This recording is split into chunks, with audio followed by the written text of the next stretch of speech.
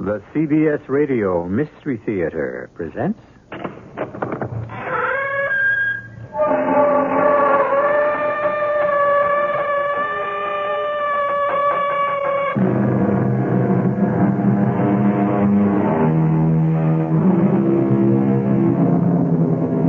Come in. Welcome. I'm E.G. Marshall. Have you ever been in the cockpit of a jet plane? Faced that amazing array of instruments, row on row? Everything that science and mathematics can do to make man safe. And yet, when the elements choose to outwit them, the pilots still have to answer the challenge. And of all nature's challenges in the air, the most dreaded is the one known as CAT, clear air turbulence. I don't like the way the temperature's dropping, Jake. I smell trouble. We're cleared at this altitude, Chad. No wind shear. What about clear air turbulence? There have been reports. I knew it. May the good Lord help us. The cat's got us by the tail.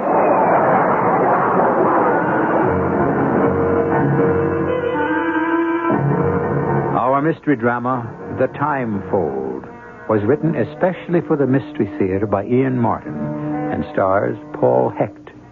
It is sponsored in part by Sign-Off, the sinus medicines, and True Value hardware stores. I'll be back shortly with Act One. The Electra's all washed and loaded, and you're on your way. You figured 300 miles the first day, but with all of Electra's luxury and room, you're out 400 miles before you know it. Not only that, but the EPA mileage estimates are 22 highway, 15 city, and 18 combined. That's with the standard 5.7-liter engine and automatic transmission.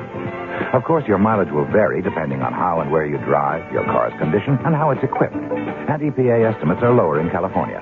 But it's nice to know that a car with as much prestige and elegance as Electra can also be efficient. Buick Electra, a car that can actually make you look forward to a long trip. They surely will astound you, the amazing things you see. The cars they built, the wonders work, how can such things be? A little science, a little magic, a little science. Electra models are equipped with GM-built engines supplied by various divisions. See your dealer for details.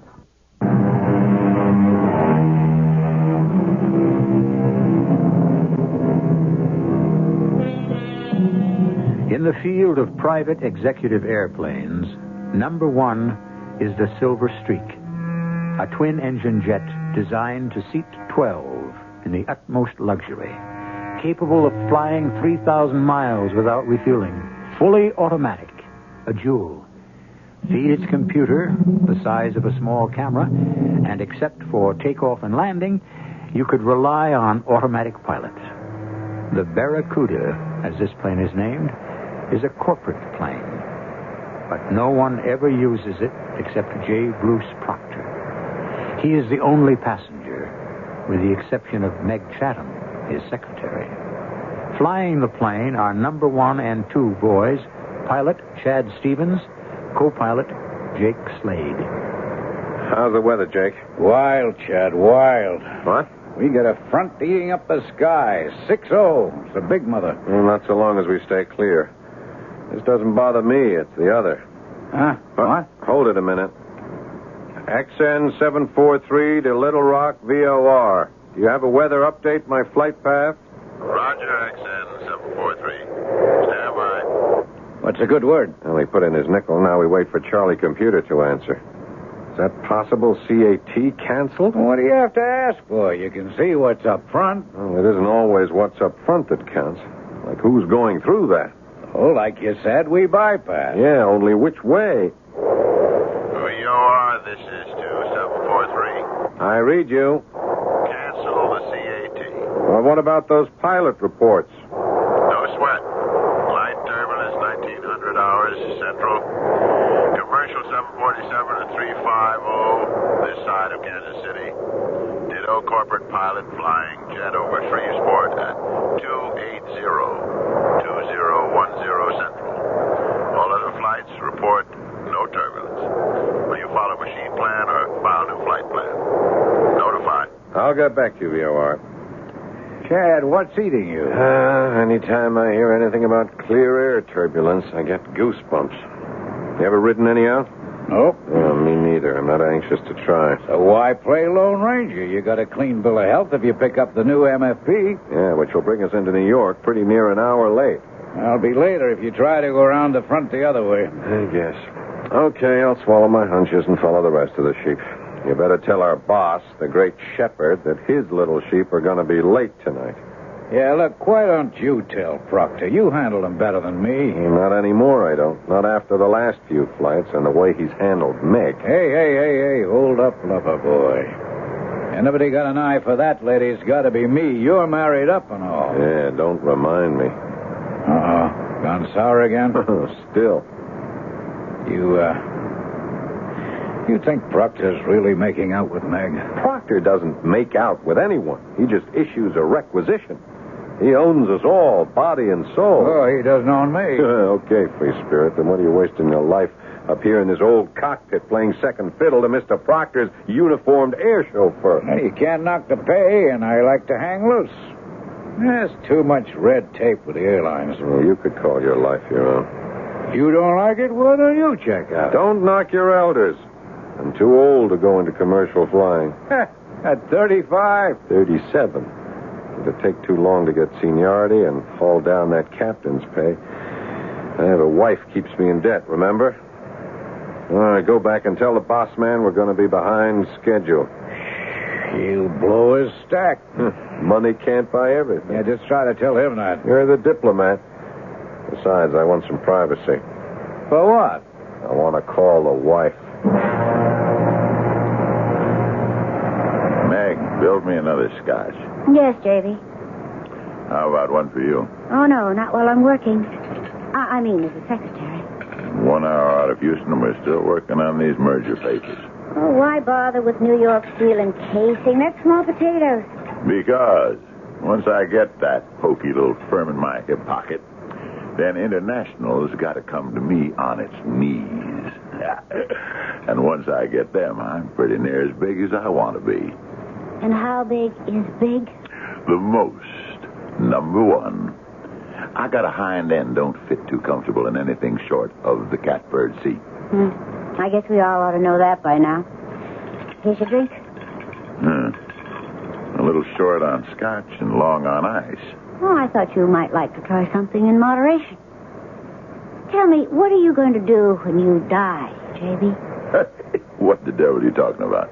I'm not planning to die. Oh, I don't mean right away, but that's one deal you can't buy yourself out of, as it must to all men.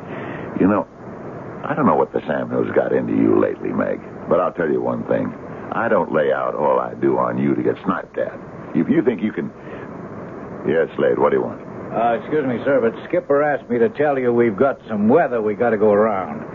We're going to get into New York about an hour late. No, that's no good. I got a meeting with my lawyer as soon as the plane lands. Can't we climb over the stuff? It's too high, Mr. Proctor. This is a 60,000-foot front. Then go through it. You're in that much hurry to mount the throne? Forget it, Meg. This is business. Business is time, and time is money. Slade, no way we can beat it. When the man upstairs makes the deal, no, sir. No shortcuts. Well, you'd have to talk that over with the skipper. I might just do that right now. Give him a couple of minutes, sir. He's just busy realigning the course. Where are you calling from, Chad? What do you mean, where am I calling from, Alice? Isn't that obvious?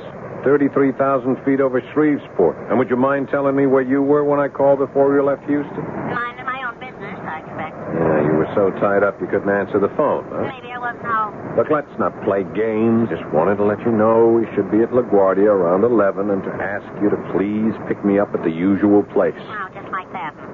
I expected you home for dinner. Did you? Then why didn't you answer the phone when I tried to call you to tell you I wouldn't make it? I went down to the store for cigarettes or something. Or something, Alice, huh? You're not drinking again, huh? Same old thing. You can't trust me. Alice, are you going to meet me at the field? Maybe. I've nothing better to do. Never mind. I'll grab the limo or a cab, but I'll be home in a few hours. And then we can... But don't hurry on my account. Maybe I'll be around, maybe not. What difference does it make anymore? We've got nothing left.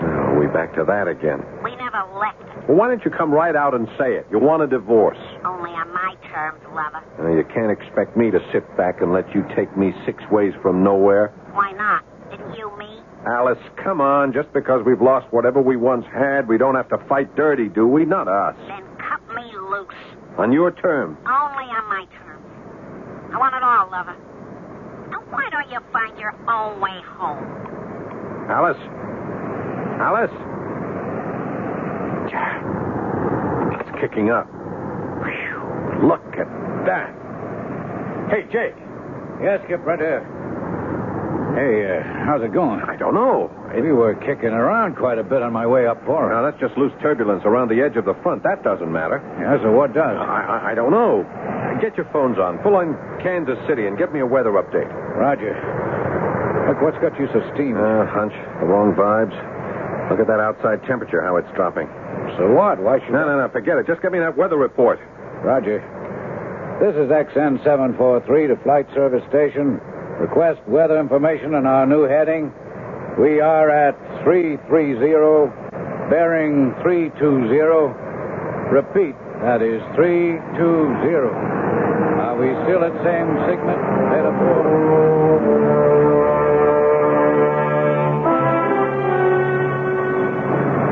Hey, Meg, how'd you like to build me another scotch? To stoke you so you can keep knocking out enough ideas to gobble up the world?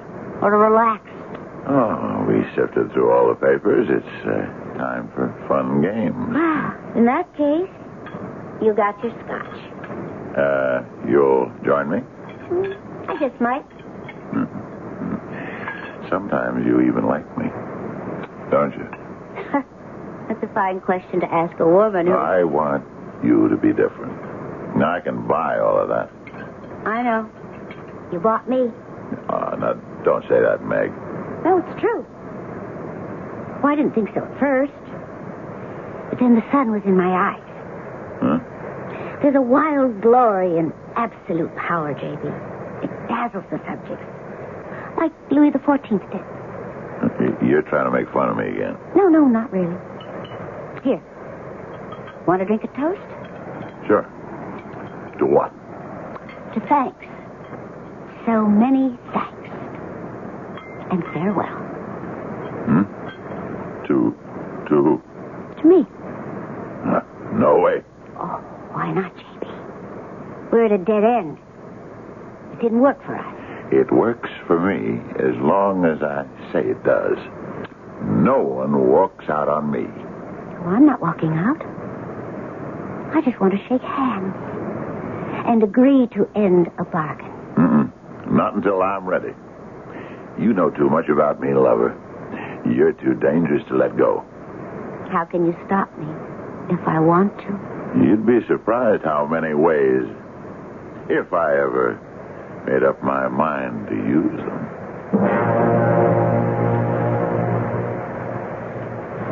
I don't believe it. Hey, what is it, Skip? The temperature, it's dropped again. We've left the front behind. There's only light turbulence. I know, but something's out there. Hey, what are you doing? Cutting airspeed. What do you read? Mach 8, 245. But with all the hurry, what... Did you press the call button, Chad? Yeah, Meg, I want you to secure everything back in the cabin and the galley. Belt yourself in with the big boss. Oh, I just mixed a drink. Well, dump it. Get rid of the glasses and do as I say. But we just passed the front. The sky's as blue as the 4th of July. Let's not mess around, Meg. I'm preparing for severe air turbulence, and you'd better get back inside pronto. Yes, sir, Captain. Hey, come on, Chad. What's eating you? It's a hunch. You know where I got my schooling? Barnstorming, stunt flying, ever since I came out of Korea and went civilian. I love all these instruments. And for all they feed into my brain, I still fly by what's at the other end of my spine. And when that aches, when I feel my backside's in a bucket, I'll fly by that every time. Holy cow! Yeah, I smelled it. Your air turbulence. Hang in with me, Jake. It's trying to take the stick out of my hands. We must have shot up 1,000 feet. The updraft's wild. Watch your trim. I'm holding. Oh, no, you're not. You're upside down. We're in a dive. You're disoriented, Jake. We're climbing. You gotta be crazy. Check your instruments. Come on, help me bring her nose down. Roger. Holy mother, will you look at the wings shake? They'll throw the engines right out of their mount. Oh, there goes one of them, I think. Jake, help me get her nose down. Or... She stalled out. Now we dive. Hang in there. We're going into a spin.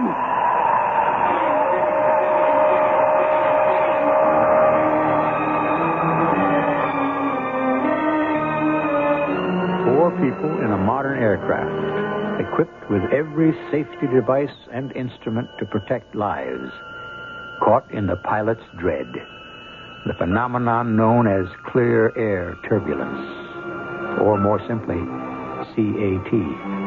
CAT, spinning as helplessly as a bullet, but without any destination or target, and doomed to end up in a world beyond our own. I shall return shortly with Act Two. This year, cut down on your yard work as you cut your lawn. Hi, Pat Summerall to tell you True Value Hardware stores offer the Jacobson self-propelled 20-inch twin-blade mulching mower. It makes yard work easier by turning grass clippings into lawn food and by eliminating bagging and raking. The twin blades cut and recut your grass into tiny pieces that disappear into your lawn, decompose quickly, and become vital nutrients for the soil. So as you cut your grass, you're helping fertilize the lawn as well as eliminating bagging and raking problems. And the Jacobson 20-inch mulcher from True Value Hardware stores comes with another exclusive feature to make your yard work easier. Its power burst handle gives extra engine power to help cut through long, tough, or wet grass quickly and easily and without stalling. So cut down on yard work as you cut your grass with the Jacobson 28 self-propelled twin-blade mulcher. It's just $269.95 at participating True Value Hardware stores.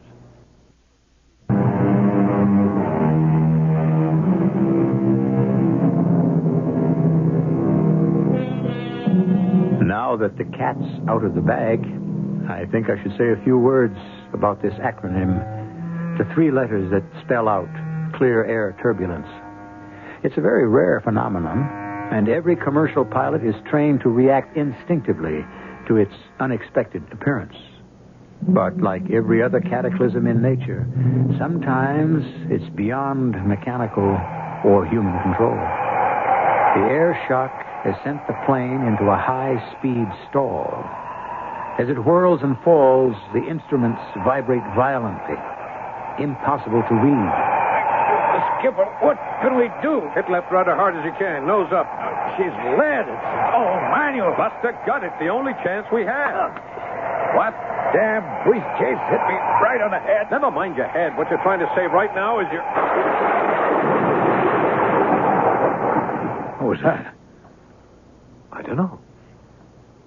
We're not in a dive anymore. And we're out of the spin. Look out for the briefcase. It's not going anywhere. Yeah, that's right. It's just hanging there in midair. Hey, look outside.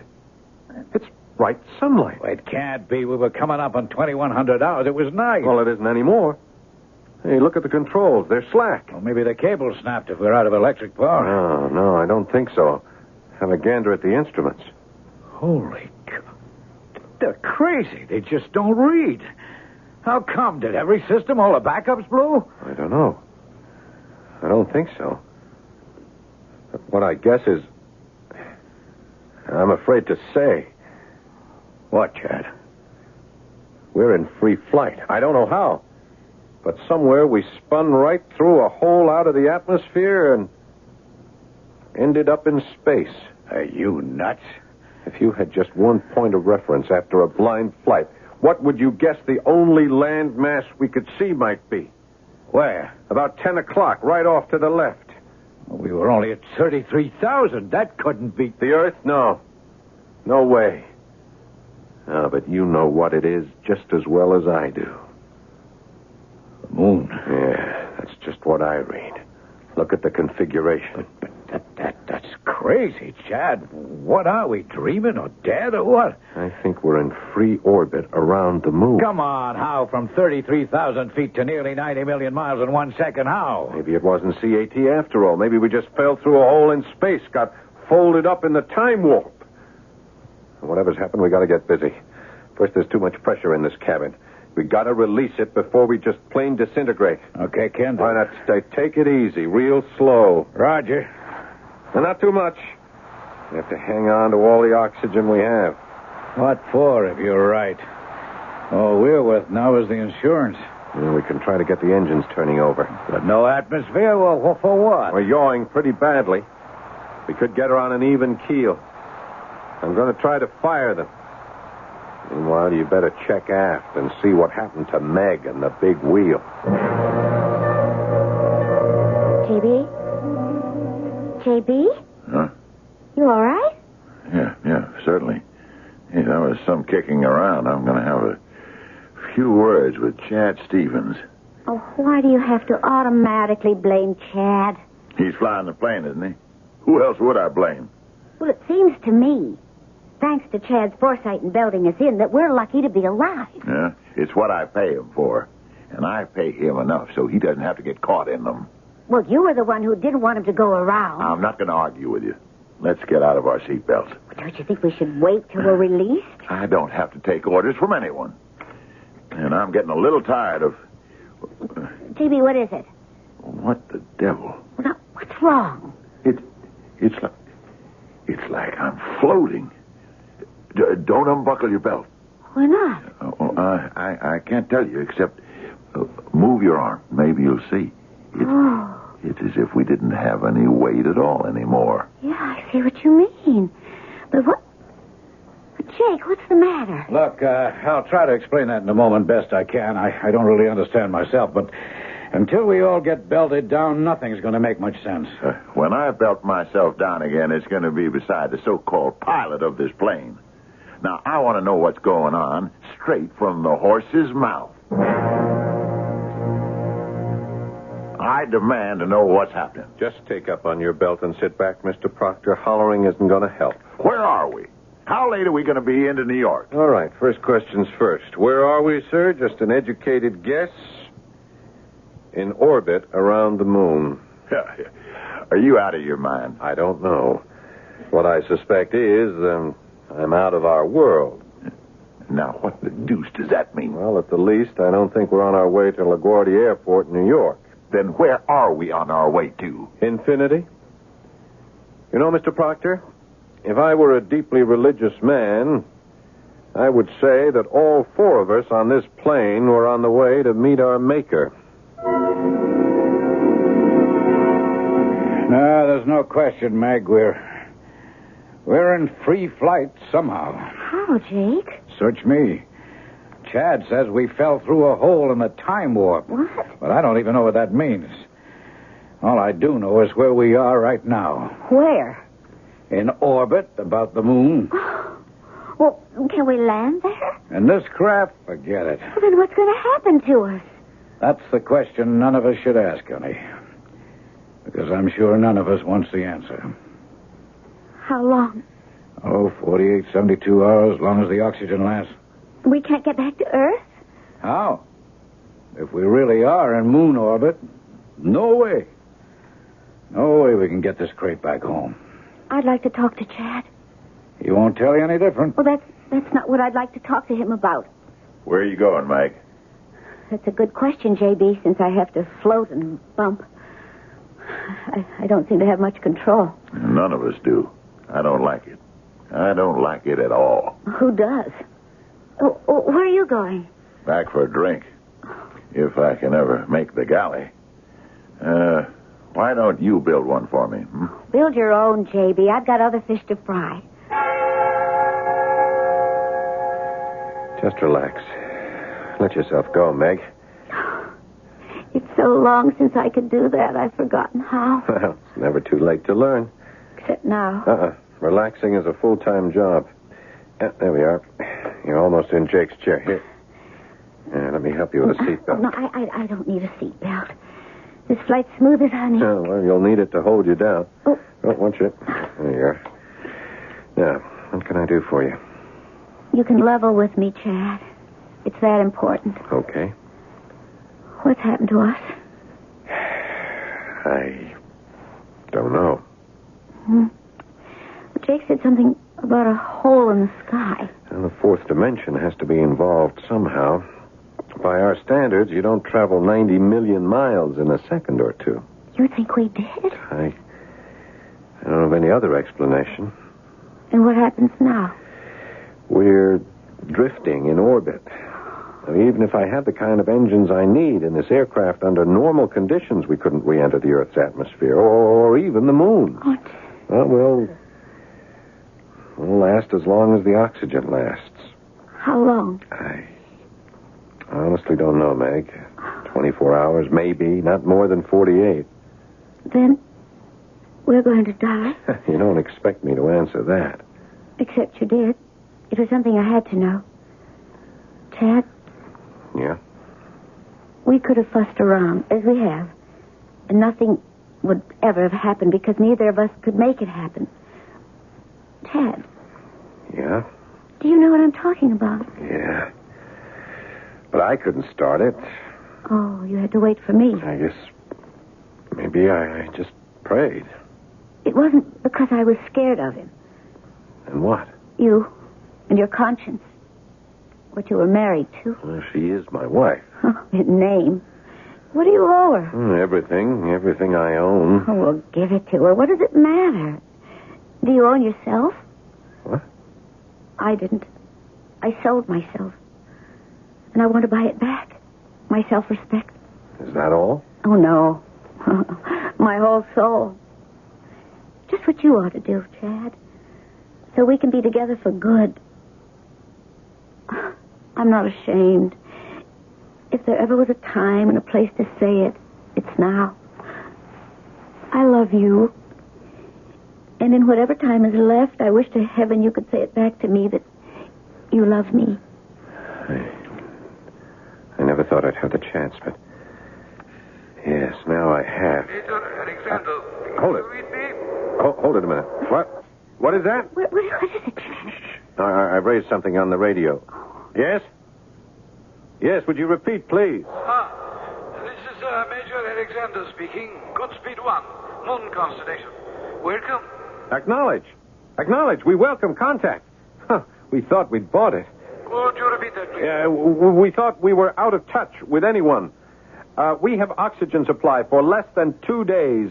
You are our only hope of survival. What are you, military, procraft, commercial flight? No, none of these. We've had an accident. A private flight, lost in unaccountable weather conditions. As we know, we have suspected that you were sucked in through the horn.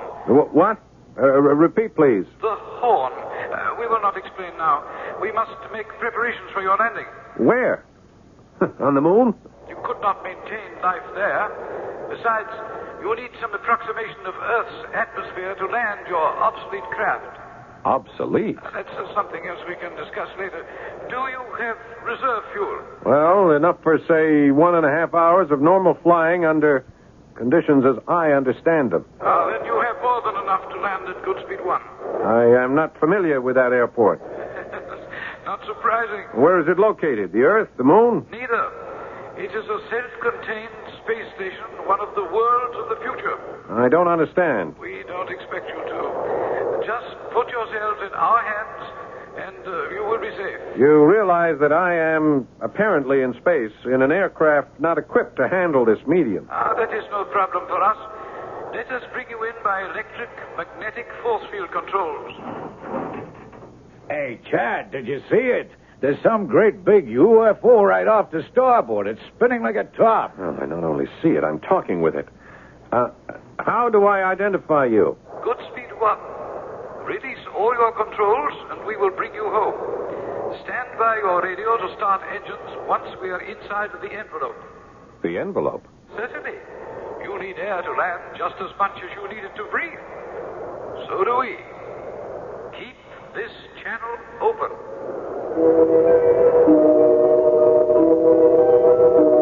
Suspended in space, one of our most sophisticated airplanes hangs out of its element on the edge of death. 4 people inside it rely on the atmosphere to remain alive. Suddenly, a voice from space is more than disembodied.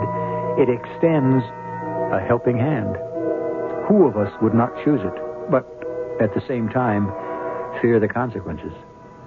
I shall return shortly with Act 3. want that sinus medicine. Headache tablet? No, it relieves headache and congestion, internal sinus pressure, and postnasal drip. And it has added strength. You mean added strength sign-off. Exactly. Added strength sign-off tablets give you pure aspirin plus 50% more sinus drainer. To help sinus pain while you drain. Right. And more sinus dryer for postnasal drip. Added strength sign-off. The sinus medicine in the bright red box. Take when needed, only as directed. SINEOFF. Sign-off.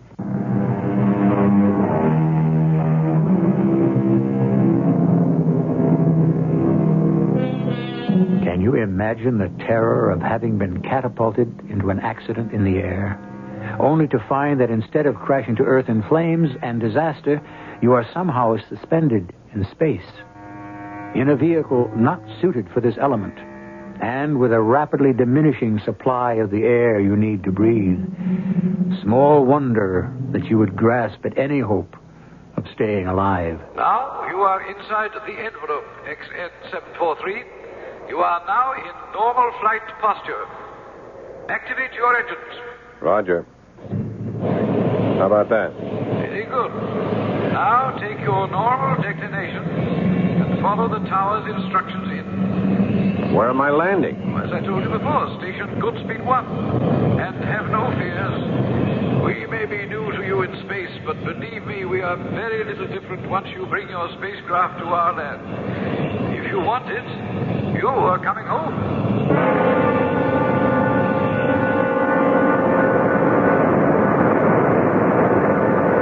Approach control. This is XN743. We have you, XN743. You are 1,500 feet from threshold, 50 feet high, and hot.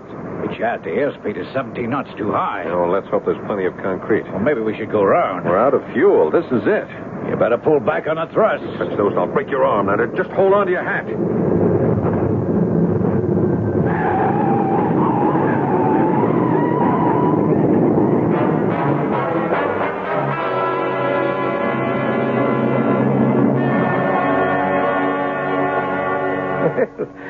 Welcome to Goodspeed 1. I am Major Alexander. And I'm J. Bruce Proctor, and I can't waste any time. How soon can we get a connecting flight? Oh, I don't think you quite realize where you are, Mr. Proctor. So tell me. You are now on Space Station Number 1, named at its inception as Goodspeed 1. From here, the only connecting flights are to the moon and such other stopovers as you might select in our area. What are you talking about? I want to get home to Earth. Many other people in your position have. I don't think you quite understand. Tomorrow morning, I have a meeting with my lawyers and all the other people from International Ore and Carbide. My deal has to be firmed up by the end of May. And that's the day after tomorrow. Oh, what year is that?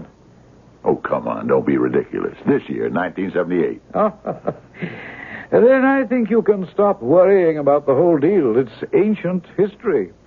You see, this is 2978. What? But last night before our flight was... What did you say? 2978. I don't blame you for being surprised, sir. It's the consequence of falling through a time fold. The older we get, we do nod now and then and lose a few precious moments, huh? It must be catastrophic to wake up suddenly and realize that somewhere we've lost 1,000 years. I'd like to have a few words with you, Captain, if I may. Well, that suits me, Major Alexander. I'd like to have a couple with you. Where's Mr. Proctor? I'm afraid I had to have him temporarily restrained. One of our doctors is treating him now. Restrained? For his own good. He has a heart condition, or did you know? Well, I knew he was hypertense. He's had at least one coronary. He should be more careful. Well, the man has no control. What's bugging him now? His belief that we are making a prisoner out of him, that is not true. I hope you understand that. Well, we are confined to the plane. You are quarantined, Captain Stevens, that is all. You must understand that this is a controlled environment. After nearly 1,000 years, we have finally managed to make our population almost 100% disease-free. We have no infectious or contagious disorders and have made gigantic strides against the normal systemic ravages of old age. This is a far different world from yours, with its poisons, its savage wear and tear, its bent for destruction. What is your world like out there, Major? Let's see. You are from the 20th century, 1978, correct? Yes. Then you know nothing, of course, of the history of space stations like this, or colony orbits, as we call them. No. There's been talk and speculation about establishing them, but, of course, none have ever been started. Hadn't been before. I can understand your problem with time folds. Even we are just getting used to them. I beg your pardon? Intergalactic flights are just moving out of the experimental stage now. It's possible to go to Centauri 4 now, for example. But the time lag there is really a bummer. Knocks you out. It's approximately another 1,000 years. You're kidding. Not at all. Well, you were going to tell me something about the history of, what do you call this? Goodspeed 1. Yeah. We were the first station, you see. When was that? Oh, back in your millennium, around 1990, I think. Maybe a couple of years later. Of course, it was nothing like it is now. Then it was just an experiment to collect and store solar power to bring cheap energy to Earth. You deliver energy to Earth now? Earth? That burnt-out cinder for what? Burnt-out cinder? Well, I'm afraid Earth moved too late to develop energy. By the middle of the 21st century, it choked itself to death on ecological poison. How did you and the other colonies you mentioned grow so large? Well, what would your choice have been? Our colonies grew by leaps and bounds. The waiting list grew longer and longer. Here on Goodspeed, we rotate at such a controlled speed that gravity is reproduced within the envelope that encloses us. Our grass is always green. We live in a temperature like that of Hawaii, and the air we breathe is pure.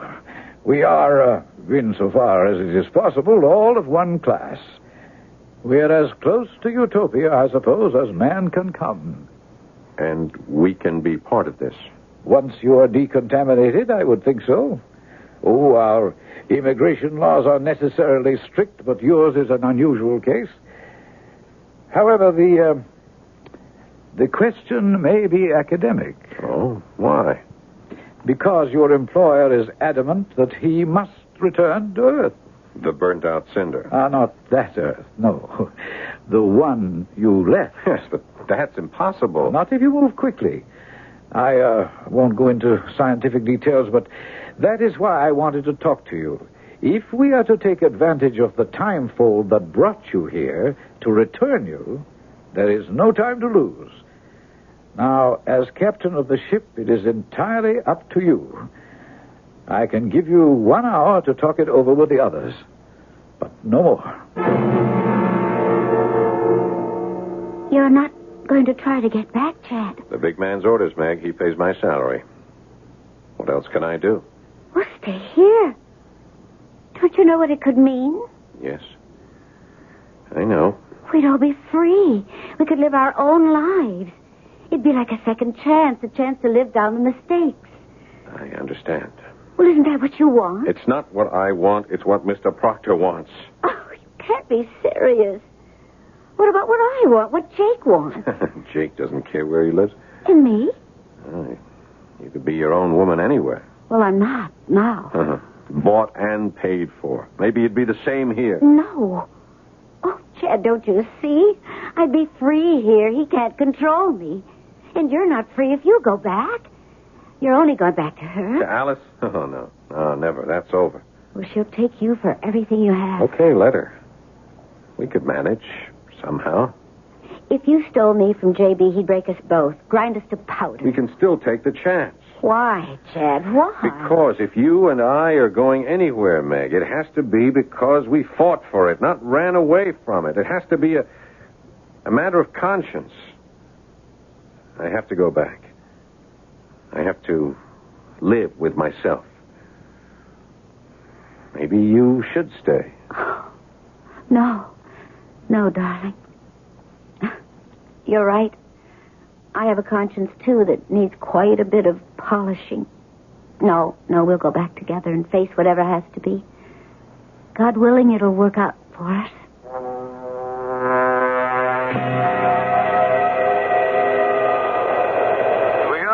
entering you now, Captain Stevens, and drawing you by magnetic field toward the timefold. Roger, I read you.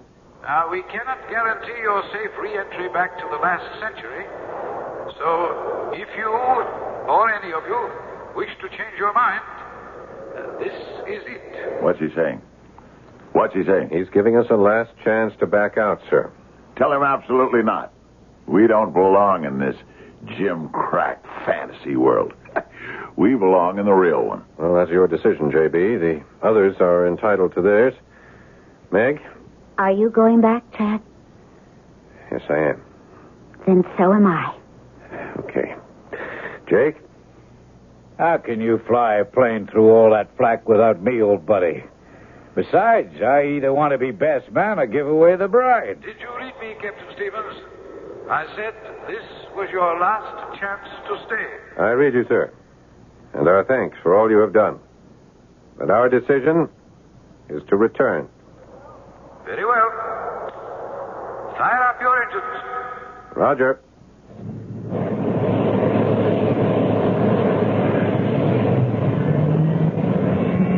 Engine start completed. We'll start the countdown at 30. Bon voyage and good luck. Are you ready? Ready, sir. Synchronize. Coming up 30 on zip. Read 30. 29. 28. Get back and get belted in. J.B., Meg? Go ahead, Meg. I heard what your co-pilot buddy said, Stevens. I just want you to know, if we get back, I'll break you in two before I ever let you take Meg away from me.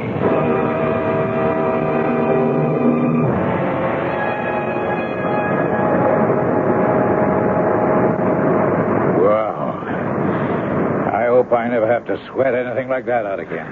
Me too. But we lived through it. Hey, Chad. Yeah? Did I go off on some sort of a crazy trip or... The Major? Goodspeed one? I don't know. Doesn't seem very real now, does it? Oh, hazy, man, hazy. Only, what about you and Meg? Oh, that? That's for real. How are you going to handle the heavyweight? I don't know. Take over. And better check back in the cabin. Okay, take your time. I feel 1,000 years younger and ready for anything. Chad, quick. What is it, Meg? J.B., I think it was his heart. It was just too much. What? Is he dead? Well, right after we hit the turbulence, he just sort of hunched over. He made this terrible sound and slumped.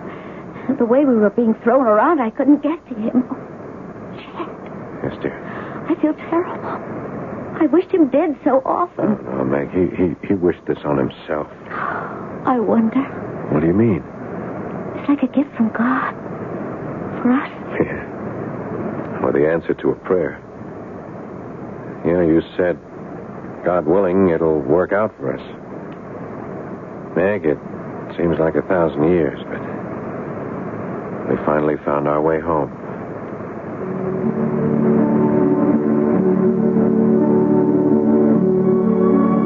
Well, there's quite a little tale to muse over. The fact of CAT is real enough, but what was all the rest? Real or imagined? Does that really matter in the larger sense? All of our travelers returned safely from beyond whatever veil they penetrated, except one. And there will be few to measure the death of such a selfish man. I'll be back shortly.